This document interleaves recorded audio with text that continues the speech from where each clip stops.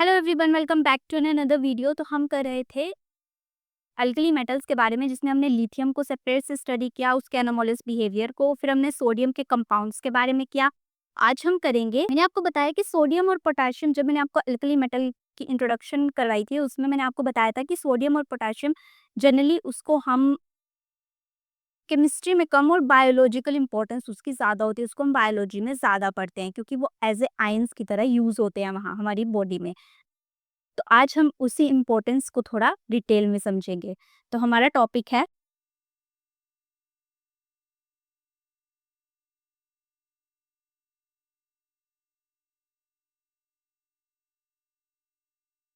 Biological importance of sodium and potassium. अगर मैं एक 70 केजी का कोई मैन ले लूं, उसकी बॉडी में हमें 90 ग्राम ऑफ सोडियम मिलेगा और 170 gram of potassium, compared with only 5 gram of iron and 0.06 gram of copper.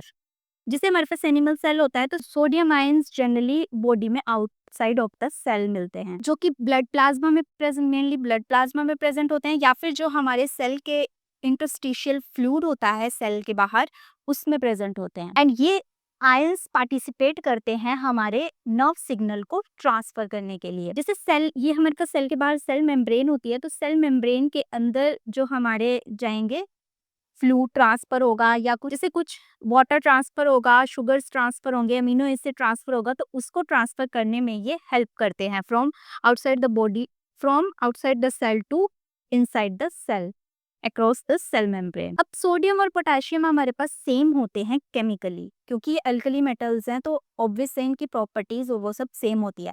लेकिन जो हम बायोलॉजिकली देखें तो इनका बिहेवियर अलग अलग होता है, मतलब इनके अलग अलग यूजेस हैं। तो मेजर डिफरेंस आता है, क्वांटिटेटिव डिफरेंस आता है जब बात आती है सेल मेम्ब्रेन के अक्रॉस कुछ भी ट्रांसफर करने की, तो उसमें हमारे पास पोटेशियम आयन ज्यादा मात्रा में पाए जाते हैं और वो ज्यादा ही यूज होता है। पोटेशियम केटाइन हमारे पास ज्यादा एबंडेंट में पाया जाता है, इसलिए वो ज्यादा फ्लूइड को ट्रांसफर करता है, और ये ऑक्सीडेशन ऑफ ग्लूकोज में भी यूज होता है, जिसमें ग्लूकोज को एटीपी में कन्वर्ट करना होता है। और सोडियम, जैसे मैंने आपको बताया, नर्व सिग्नल को ट्रांसफर करने में यूज होता है, तो उसमें पोटेशियम भी इसकी हेल्प करता है। लेकिन सबसे बड़ा डिफरेंस वहां आता है, जैसे मैंने आपको बताया, ये सेल है, ये सेल मेम्ब्रेन है, और ये बाहर का फ्लूइड है।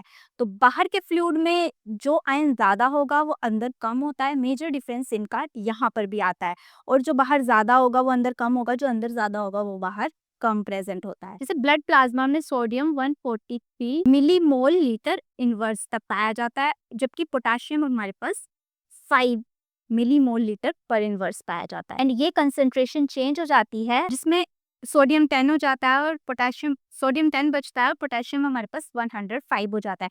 सोडियम पोटेशियम पंप के बारे में आप लोगों ने सुना होगा, बायोलॉजी में बहुत सारा मतलब इंपॉर्टेंट चीज़ है, जिसको हम केमिस्ट्री से भी रिलेट करते हैं, तो वहां पर ये चीज हमें देखने को मिलती है, ट्रांसफर ऑफ आयन। ये सोडियम पोटेशियम पंप हमारी बॉडी का 1/3 ऑफ एटीपी हमारी बॉडी का यूज करता है, सोडियम पोटेशियम पंप। इसमें 3 sodium ion out of the cell transfer होते हैं और 2 potassium ion inside the cell transfer होते हैं, इसलिए इनके नंबर में इतना ज्यादा डिफरेंस हमें देखने को मिलता है। और ये प्रोसेस इसलिए जरूरी है क्योंकि सेल्यूलर फंक्शन के लिए ये इलेक्ट्रोकेमिकल बैलेंस मेंटेन करती है, और ये बहुत ज्यादा डीप में मतलब प्रोसेस होती है। तो जब कभी बायोलॉजी में ये टर्म या फिर ये चीज़ आएगी, तब मैं आपको अच्छे से एक्सप्लेन करके बताऊंगी कि होल प्रोसेस ये कैसे होती है।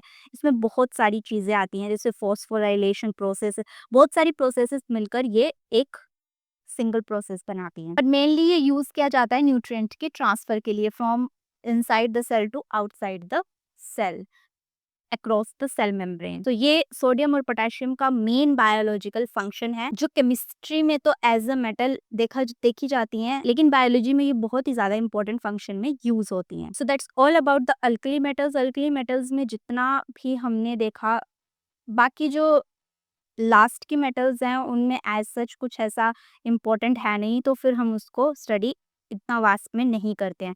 बस ये मेन मेन जो हमारे पास मेटल्स है, जो बहुत ज़्यादा हमें देखने को मिलती है, जिनके वो कहीं इम्पोर्टेंट यूजेस हैं, तो वो मैंने आपको बता दिया, जिसमें ये सोडियम पोटेशियम लास्ट था।